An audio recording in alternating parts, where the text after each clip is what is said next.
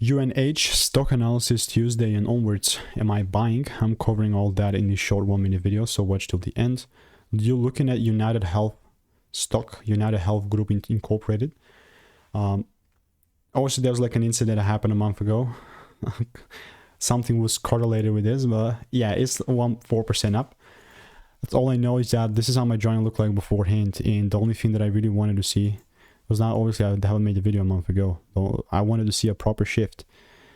What I've seen is, yeah, we've gotten the first break and whatnot. I want to see a pullback and then a break above it in order for me to count things up and take things up, because this one candle didn't really accomplish that one pullback rule, but like a bunch of bearish candles and then a break above it, well, it's going to be something that will count for me at least. And obviously I will keep you updated. I will not just try and force stuff, so I'm really curious if I have anything here.